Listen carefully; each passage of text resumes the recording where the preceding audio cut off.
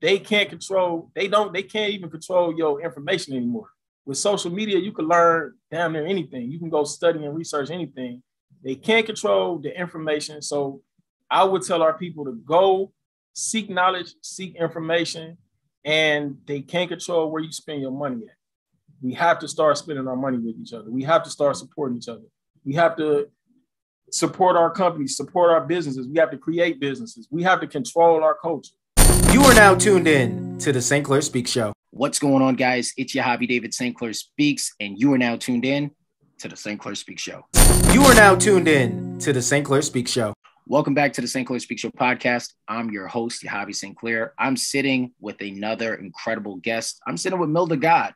He is a business owner and brand creator of the Black Wallstreet Empire. And of course, it's Black Excellence Month. So who better to have on the show than Mil the God himself? Now, if you visit his website, you're going to find a whole directory of so many different e-commerce products, whether it's shea butter to credit repair. There's just so much that he's doing in the game of e-commerce alone. And I actually want to talk to him about the future of just e-commerce and, just the state of hustling. So, Mil, I want to welcome you to the St. Clair Speaks Show podcast. Please give our listeners a 3 to 5 minute introduction on yourself, your brand, your business, and all the incredible work you're doing. Okay, well, how y'all doing? Glad to be on the St. Clair Speaks Show. I'm Mil the God, CEO of Black Wallstreet Empire.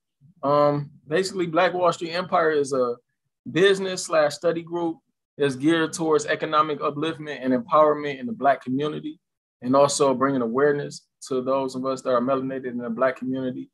We started about 5 years ago, maybe about 2017. It actually started as a study group. There's 3 founders. It's me, brother Poet, and then a brother by the name of Amin Ra, who's not with us anymore. So we got to say RIP to Amin Ra, rest in power. And basically, we started out studying public and private information, public and private law, lawful services, and then we also segued into business. We did a lot of lectures in the community, trying to make our people aware of contract law, public law, private law, business, and economics. And then we segued into business, where we now have investments, real estate investments, land investments, and of course the website and the different brand creation, Black Wallstreet Empire website.com, blackwallstreetempire.com, and several different branded products and services on that website, because I'm a strong believer in us owning our culture and having a stake in our culture economically from a business perspective. If we are our people, melanated people, when it comes to the culture, we are the purchasers. We do a lot of, we are consumers.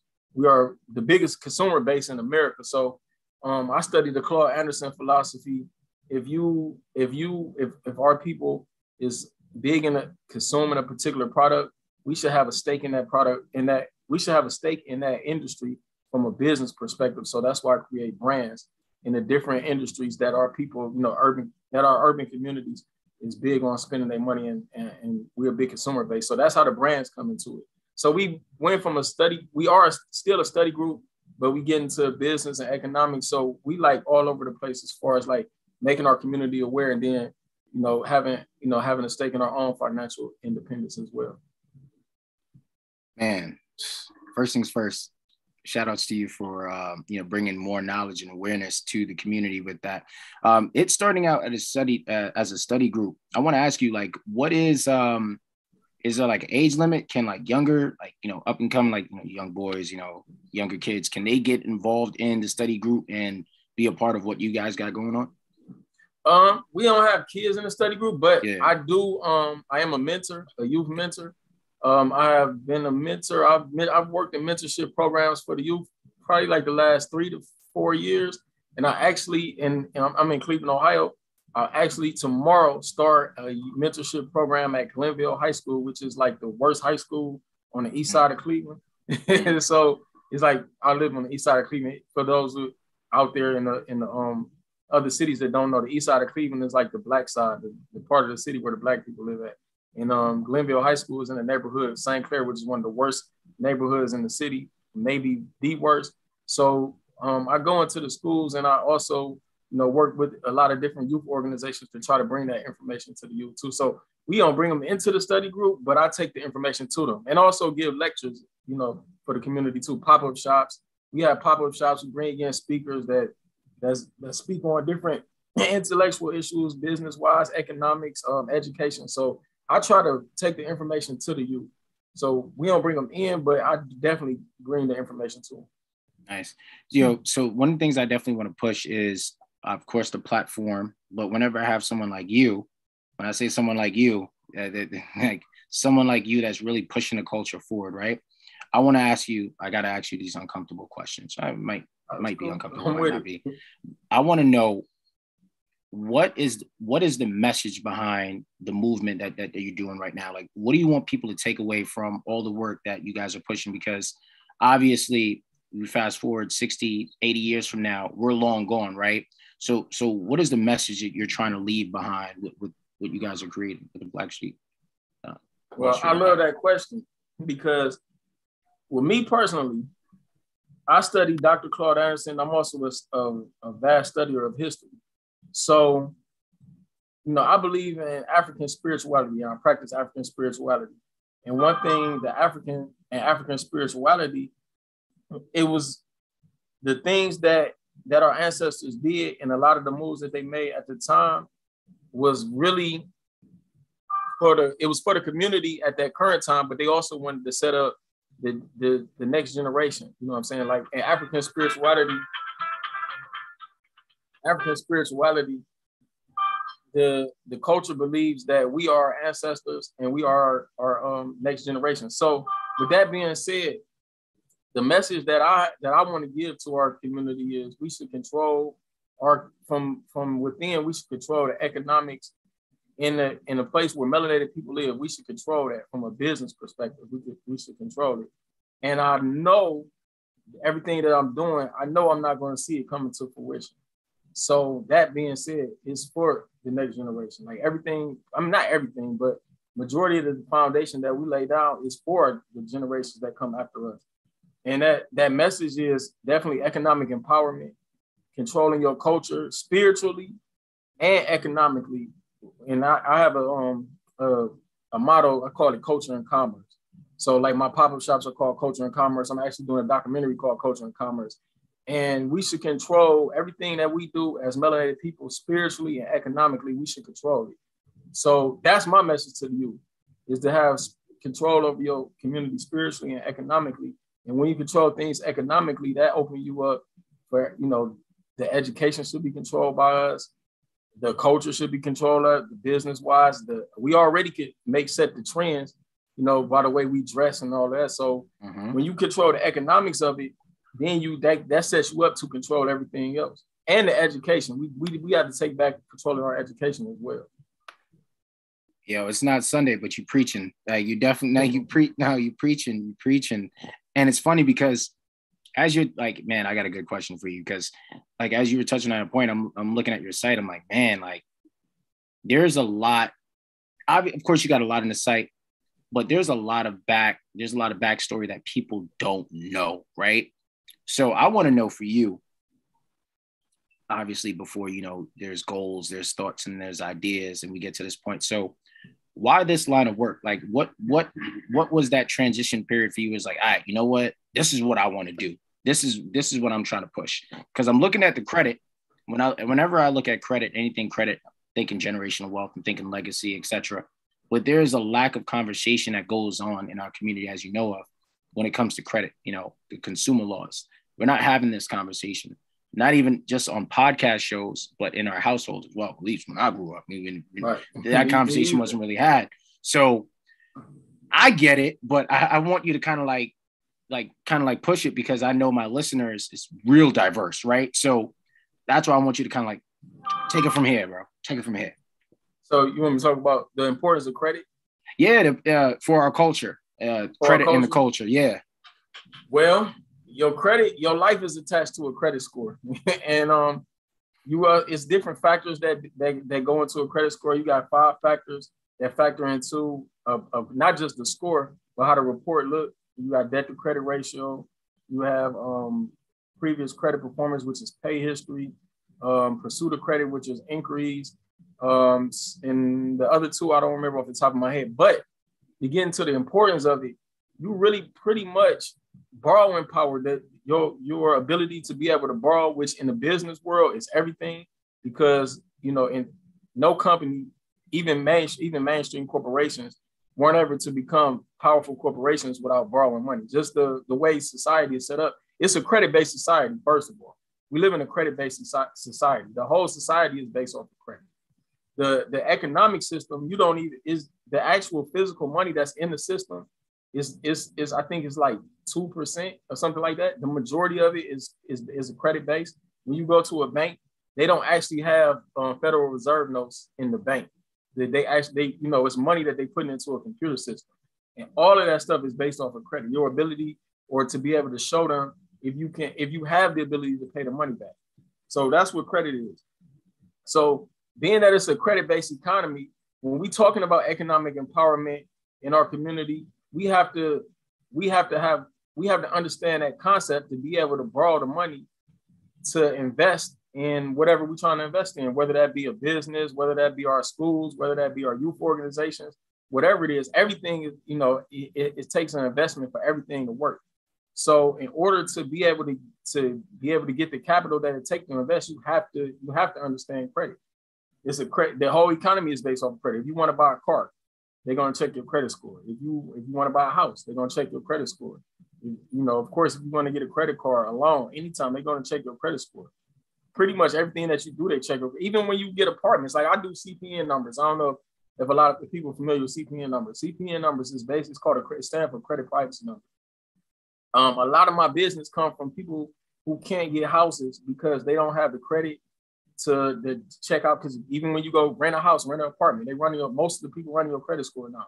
So if you want to just to get suitable housing, if you don't have a decent credit score or any credit history at all, you leave it up to the determination for them to say you can't get that housing. So pretty much the whole economy is based off of credit. So it's a conversation that definitely need to be had, because just to have suitable housing, you have to deal with credit. But from my perspective, I like to deal with credit from building a community.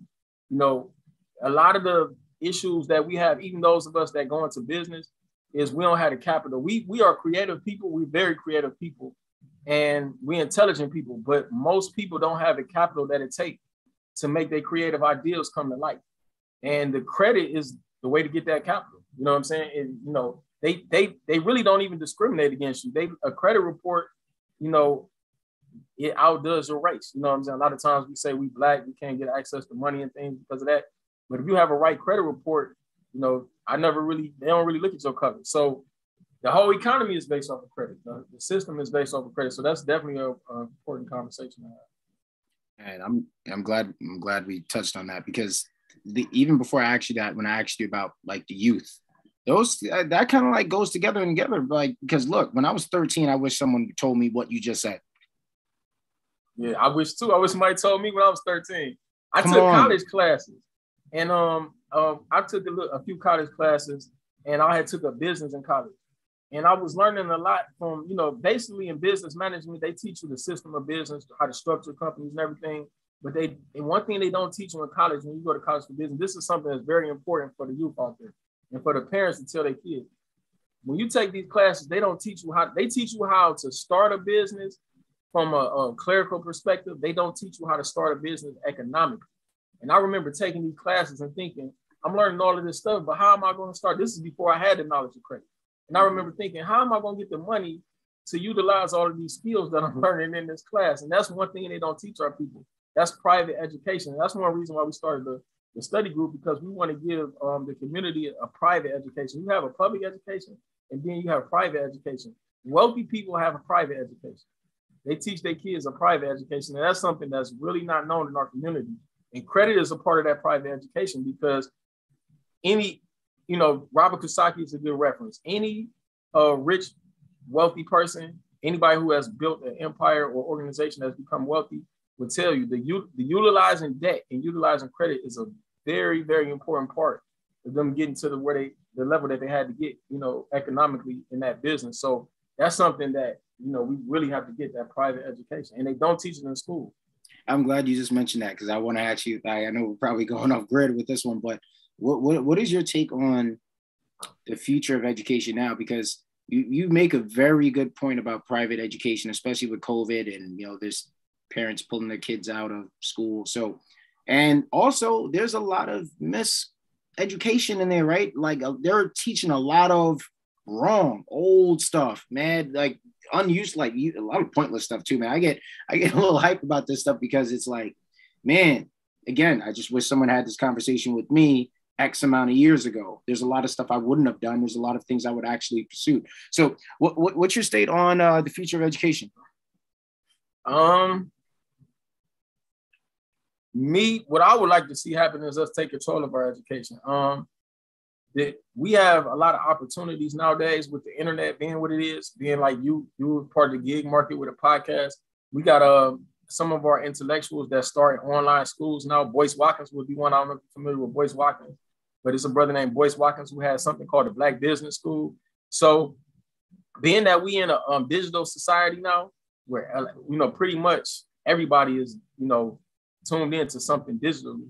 What I see the future of education being for us as, being a part of our independence is, those of us that have the resources starting our own educational structures and, digital, because it's, we seen through the COVID, even public schools went digital, you know what I'm saying? Mm-hmm. Like, so being that we in the digital era, I think the digital, the way of the world is going digital. So I think education should go that way as well. And that also gives us an opportunity to have independent educations and being able to give our people information that's outside of that traditional structure, because we know that system, didn't teach us how to prosper, how to be prosperous.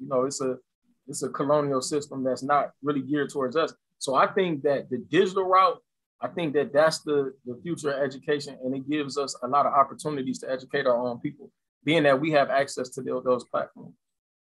Yeah, man. It's so crazy. I didn't even think of even having this conversation with you, but I'm glad that this is why, number one, this is why I love podcasting, for one, because we end up touching on things that need to be talked about. And I'm glad we have this on the record, because these are conversations that need to be had with people that look like me. Thank you for streaming this episode of the St. Clair Speak Show podcast. Don't forget to visit StclairSpeaksShow.com, where you get exclusive access to the Hustle Hive Academy. I'll tell you this now, it's going to cost you more if you don't invest forward.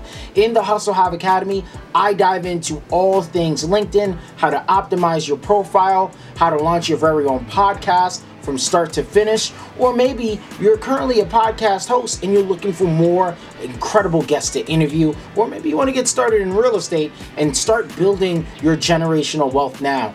The Hustle Hive Academy is definitely for you.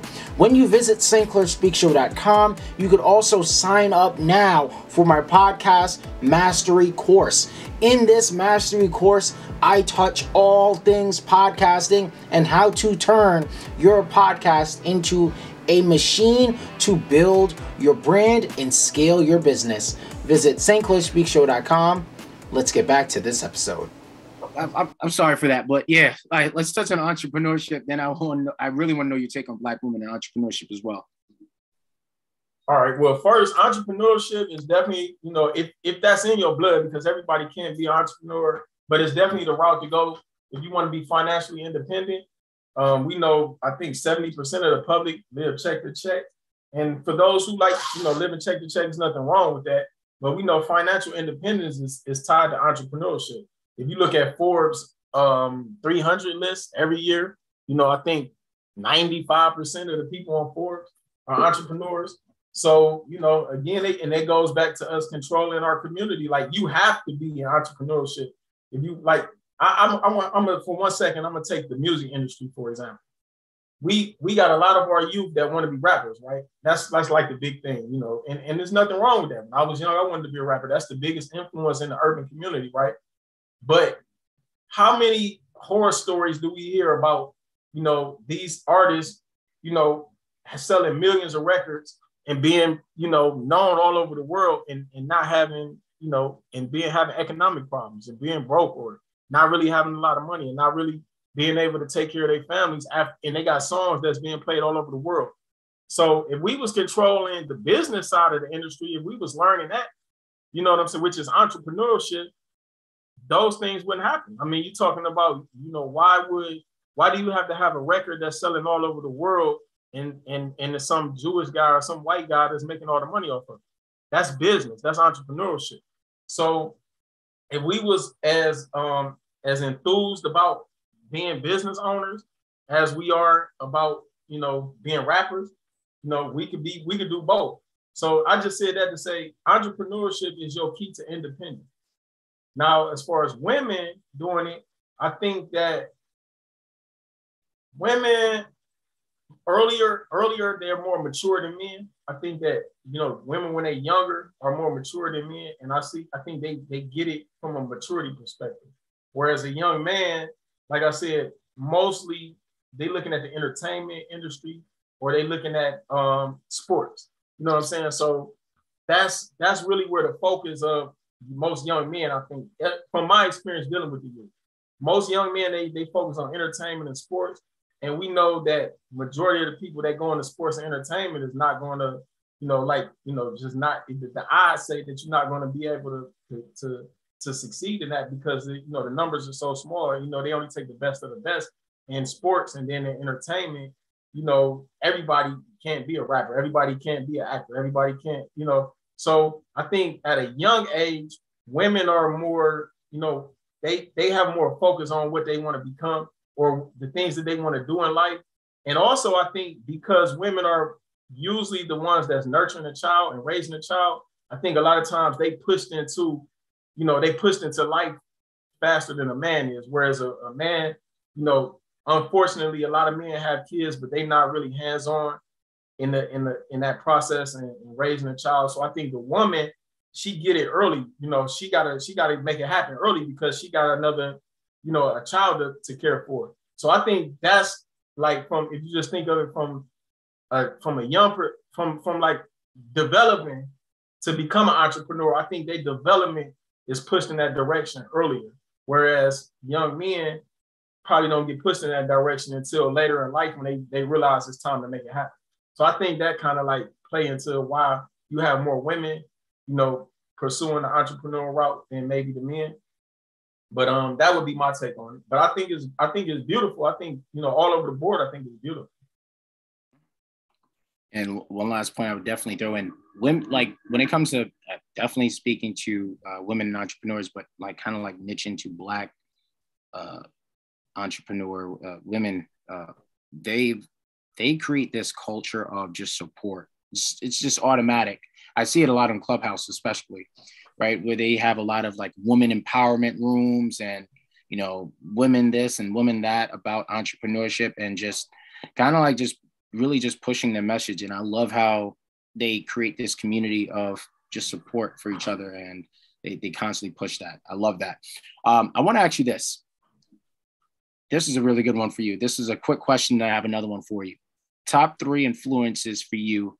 It could be someone you know, of course, family. You could throw a celebrity in there, but who have been your top 3 influences that influence you to do what you're doing? Top 3. That's a good question. That's an excellent question. First, all right. I'm gonna deal with some ancient. I'm gonna do a little ancient history, and then I'm gonna talk about a couple current people. Anciently, Mansa Musa. To the people out there, Mansa Musa was the king of Mali, I believe, in the 1300s. He was the 12 or 1300s. He's the king of Mali. For the young people out there or anybody out there who never heard that name, that's an interesting name to Google. Mansa Musa to this day is the richest man that ever lived according to records, recorded history. When they took his net worth, he was the king of Mali. When they compare his net worth to the net worth of everybody who's recorded anciently and even up to today's times, he was the richest man that they, you know, in recorded history. So that would be one. Like he was the king of Mali. 2 would be Dame Dash. Dame Dash, former CEO of Rockefeller Records. I like Dame Dash because he's outspoken. He's not afraid to stand up for what he believes in. And even when it might not be in his best interest, he doesn't allow himself to be compromised, even though he's in an industry where a lot of people will compromise themselves for economic purpose. And he's still successful. So I really love Dame Dash. I look up to Dame. And the third one would be Elijah Muhammad, founder of the Nation of Islam. I feel like Elijah Muhammad was probably the most successful Black man that ever in the history of America. In American history, I believe he's the most successful Black man. And when I say that, I'm not talking about economically successful. He was economically successful, but when you look at what he did, he woke up a lot of people from darkness. You know, we wouldn't have a lot of strong, independent Black people who are people we look up to. We wouldn't have them if it wasn't for Elijah Muhammad. We wouldn't have a Malcolm X if it wasn't for Elijah Muhammad. We wouldn't have a Louis Farrakhan if it wasn't for Elijah Muhammad. Another one of my favorites is Khalid Muhammad. None of those people exist if it wasn't for Elijah Muhammad. And the thing that I was really impressed of is he came at a time where we were mostly Christians, and he brought a different spiritual system to our people, but it had a Black empowerment message behind it, which is something that we didn't have at that time in America. He brought a Black power message behind, and he was economically successful. It was tied to finances as well. He had his own farms. He had mosques all over the country. He had restaurants. You know what I'm saying? And he did it. You know, he was opposed to the government. He did all of that, and at the whole time he was opposed to the government. So I look at that as something that's very powerful, because most people from our community who hear some type of wealth, they have to confide and basically go a route that the government send them on. Like they, you know, like I don't want to say any names, but we got some rich people that's not really active in our community. Whereas Elijah Muhammad was, you know, he was independent. He was about us, and he was still, you know, wealthy and successful at the same time. So I look up to that. Man, that was good. Man, you caught me with a side hook when you said Dame Dash. I'm like, man, I would have said Dame Dash too. And that's the crazy part. But man, that was a good question, because when you mentioned, what was the first one? The first, what was his first name again? The first guy you mentioned, Mansa Musa. Mansa Musa. I want to do some research on. I've never, and I'm glad you're the one to introduce me to him. But this is what I was saying. This is exactly my point. You learn just through conversation, because now you just opened up a whole new door for me, and with Elijah Muhammad too, for me to do my research, man. Because I think that's important, man. It's when you mentioned Elijah Muhammad, you said if it wasn't for him, Malcolm X. Also tied to Nipsey Hussle. Like Nipsey Hussle would be in my three, right there with Dame Dash. But it kind of like speaks to you. It does speak to your point, though. If you know you're the leader, you've been called to take this action. There's also something called an opportunity cost, right? What is it going to cost you if you don't do it, right? And when you do it, the influence that it has, that influence just transitions into someone else and the next person and the next person is. Man, that's powerful, dog. I wasn't expecting all that, but I'm glad I caught it. Well, actually, this is another good one.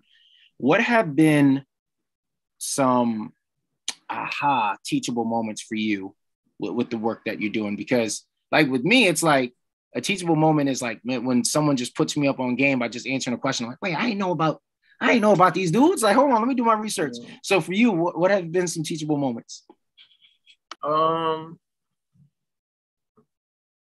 I tell you what changed my life would send me on one of the moments that changed my life that sent me on a course.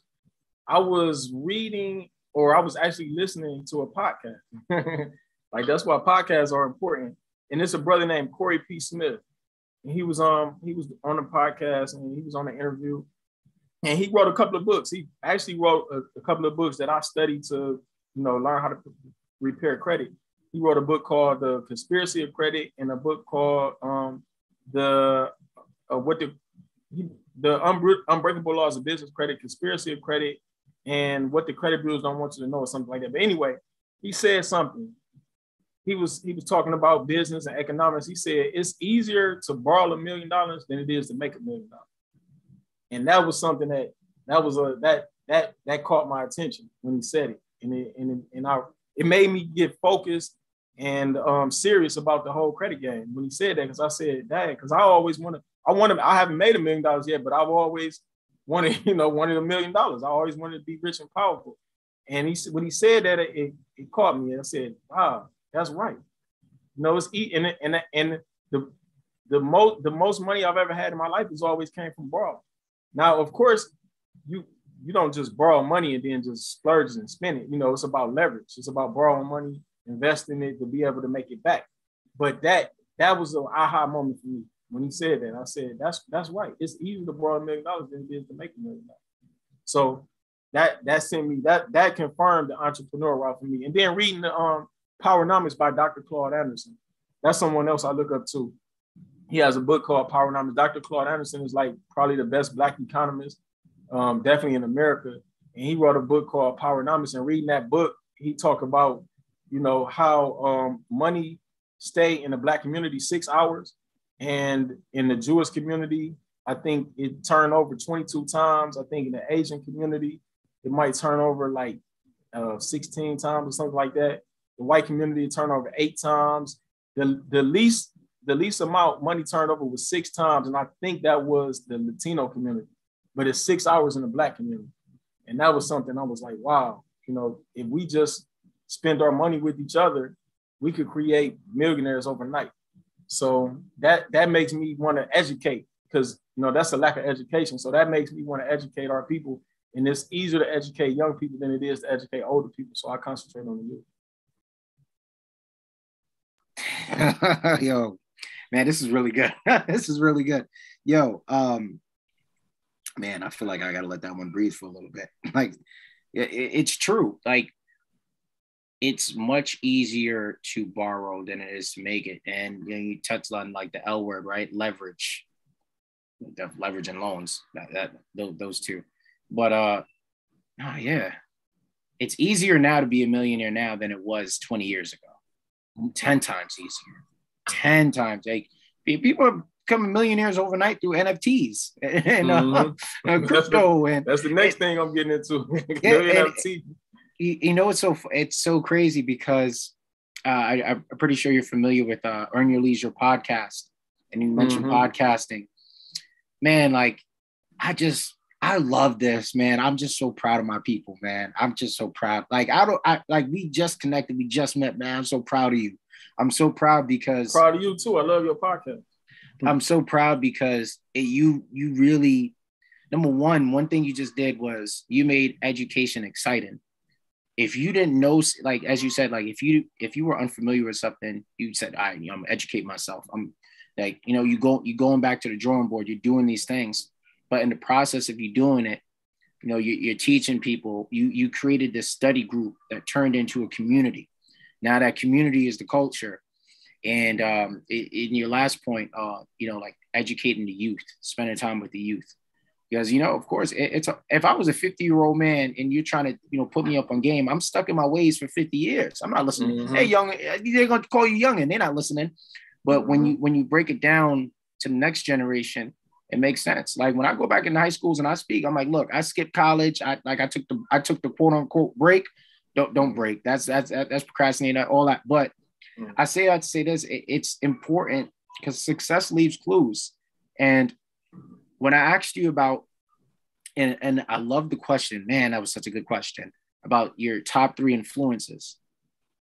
It also speaks to the type of person you are based on the people that you selected. That's why I asked you that question, because it tells me who you are, right? These are the top 3. Why?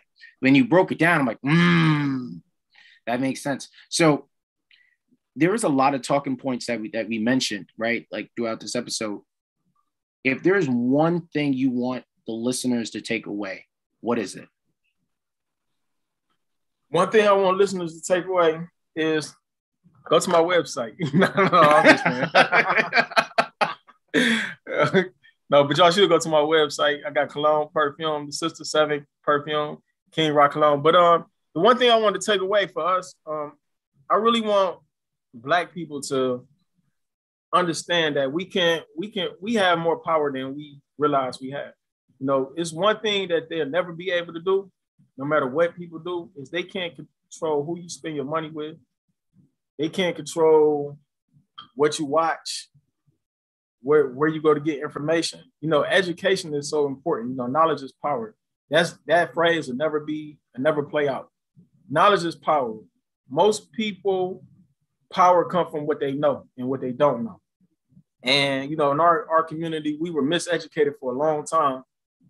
I'm not going to say we weren't educated, because we was kidnapped for a long time. And during that kidnapping, we wasn't, you know, things advanced, society advanced, everything's evolved. So while things was evolving, they wasn't teaching us at the time how to evolve with it. But we don't have that excuse nowadays. We don't have that excuse anymore. You know what I'm saying? And a lot of times, you know, I'm very, very proud to be Black. And I love my people, right? Just like you say you love your people. But what I don't like is a lot of our people, not everybody, because there's some of us that's different. You know, a lot of us different, but it's still too many of our people that's addicted to ignorance. You know, they can't even control your information anymore. With social media, you can learn damn near anything. You can go study and research anything. They can't control the information. So I would tell our people to go seek knowledge, seek information, and they can't control where you spend your money at. We have to start spending our money with each other. We have to start supporting each other. We have to support our companies, support our businesses. We have to create businesses. We have to control our culture. You know, Tariq Nasheed, I don't know if you're familiar with him, but he put out a documentary series called Hidden Colors. And he talked about that. I was looking at his YouTube page the other day. He did a whole video about controlling our culture. People make millions, not millions, people make billions of dollars off of the things we do. They watch what we do, they watch what we wear, they watch what we say, and then they monetize it. We have to start monetizing our own culture. We have to start monetizing what we do, because our communities, we live in lackluster communities. Let's just be honest. I live on the east side of Cleveland. I ride on the east side of Cleveland every day. We got abandoned houses all over the east side of Cleveland. Our neighborhoods is not, they're not wealthy. You know, they're not up to par. But we can change that just by spending our money with each other, just by controlling what we do. Like from a business perspective, though, don't let Jewish people and Indian people and Arabic people come in your community and monetize your culture and what you do. Control it yourself. Control it from a creative perspective. We already do that, but we can control it from a business perspective as well. Yeah, man. Yeah, that part, man. People over here talking about, yo, it's my block, but you don't own anything on the block, you know? Yeah, man. Yo, it's right. So true. I'm glad you touched on it because, you know, I'm here in New York City. Brooklyn for sure got gentrified a long time ago, right? Mm-hmm. So look, you know, but it also, and I'm glad you mentioned it because what it all comes down to, it starts with the conversations. You know, I think, especially millennial parents, you know, like this new group of parents, I'll throw myself in that group too, right? You know, having that conversation, like the conversations need to be had. You know, I remember as a kid, you know, we had like a big multifamily in the Bronx, end up selling it. Why did we sell it? I don't know, but you know, just kind of keeping properties in the family, like keeping that generational stuff. Like, you know, it's unfortunate that, you know, there are a lot of people in our community that don't have insurance. That's one. Mm-hmm. And they don't set up their kids for success when they pass on. They just leave them more bills. Mm-hmm. Like, you're supposed to set us up for success, not for misery, you know? So it's like, the reason why I'm saying that is because, you know, it happens a lot. You know, you go on Facebook and someone got a GoFundMe. They didn't have life insurance. They didn't have this or that, but it's like, there's just so much. I'm glad you're on it because I just think that there's so much more conversations that need to be had that you just brought light and attention to by just a parent on this show today. And I will say this, man. You know, what good is information if we don't apply it? So it's also me too, like holding myself accountable. You gave me an idea 5 minutes into this conversation of just like being more so on Front Street, right? Being more of, you know, like a role model, like doing more mentorship for the youth, like kind of like spending my time being who I needed when I was younger. I think it's important for us to push that narrative, because if everyone thinks, you know, the black man is angry all the time, the black, yeah, bro, like I'm just tired of the stereotypes. Like this is one stereotype I hate, especially being in business. And I'm pretty sure you get this, right? Where they think, you know, we're unprofessional.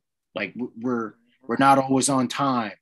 Or something like that. So I'm like, yo, nah. I mean, I ain't gonna lie, there's a good percentage. Yeah, however, you're gonna come across some people that really, really know this stuff. That's why it's like I don't judge nobody. It's like, see how you came on the show today? Boom, you just started dropping gems. I'm like, yo, bro, like you put me up on stuff I didn't even know. Like I can say that on the record. I didn't know a lot of the stuff you were talking about, but with some of the greats that you mentioned.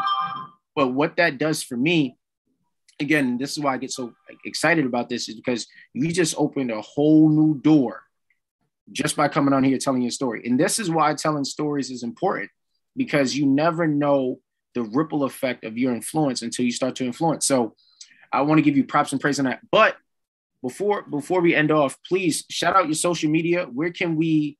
Number one, I might have to give me some cologne. So tell us about the website. What can we get on the website and social media? Shout out everything. All right. Y'all can go to blackwallstreetempire.com and buy all my products. The Sister 7 perfume created strictly for the Black woman. Sisters, of course, sister, the word, you know, speak for itself. 7 is a number of law, a number, sacred number. And it has to deal with the chakras 7 days a week. You know, nature is a number of nature. So the fragrance is natural and it smells great. So that's a fragrance of nature. We got King Ra cologne. I believe all my brothers are kings. So if you wear that cologne, you're definitely going to feel like a king. And then Ra is the Egyptian sun god. So, you know, it's connected to us anciently. I do credit repair. I do CPNs. I got the most affordable credit repair that you're probably going to find on the market, $350. I remove third-party collections from your credit report. I can give you a brand new credit profile for $150. Y'all can follow me at blackwallstreetempire.com_7. blackwallstreetempire.com_7 on Instagram. TikTok, BWE_boss. BWE_boss. Go follow me. Definitely go to the website. And then I have other products on the website that I outsource. I do contracts with people as well. We got a product on the website for the brothers out there that might need a little help in the bedroom. You got Yellow Town Cat Ali. You know, take 2 of the capsules. It's all natural. You know, you get your situation right with your girlfriend, you know, your wife or whatever. We got clothes. I got the BWE clothing line. I'm pretty much, I launched it last summer. I'm pretty much sold most of the clothes, but I got my spring line coming in April. So that's Boss Life Clothing. Go to the website, you will see the clothes on there, but go and follow me on social media. You'll see the clothes. I got the spring line about to drop. I'll probably hit you back up to come back on around the springtime to tell people about that new spring line. And yeah, we got the BWE. Just go to Black Wallstreet Empire website, and all my products and services is on that website. And then we youth sponsorship. If you're in Cleveland and you got a youth organization and you're looking for some sponsorship, definitely hit me up. You know, we love sponsoring the youth and teaching our next generation. So yeah. This was dope. Man, this was good. Yeah, so for everyone listening, please visit blackwallstreetempire.com. He has a lot on here that could definitely help you out. And man, I'm someone that, cologne is my thing. So you're definitely going to see me up on there. Can I say one more thing? Yeah, go ahead. Shout out to Just Fly. That's my partner. His products on the website too. My CEO, Jay, Just Fly. Shout out to Just Fly. You can get sunglasses, t-shirts, clothing, apparel, all of that too. Another black business. Yeah, definitely want to push. Today's a special day, right? It's 2/22/2022. So definitely cash out. Anyone listening, cash out. If you scroll down to the episode description, the links directly to the website is right there, along with links directly to the social media. You could click the links. It'll take you directly to the website. Shop accordingly, get what you need. And if you need to, now look, I do want to reiterate this last point because we touched on credit, and you hear the importance of it. And you got to fix your credit report. He has affordable credit repair. So make sure that you tap in, you treat yourself, don't mistreat yourself. You're investing in you. You're definitely investing in you. If any dollar you spend that goes towards your credit is you investing in your lifestyle, your well-being. I hear people say this all the time, and something my mentor, you said, I'll end off on this point. You could leave him anywhere. You could put him in a complete different state with no money, but give him an 800 credit score. Oh, he gonna show you something. So look, like Milda God said, it's much easier to borrow $1 million than make $1 million. But it's also easy for you to make $1 million right now, but your head needs to be in the game. With all that being said, I want to thank you for streaming and listening in. No matter where you're listening or watching this right now, we greatly appreciate it. With all that being said, I'm out. Peace.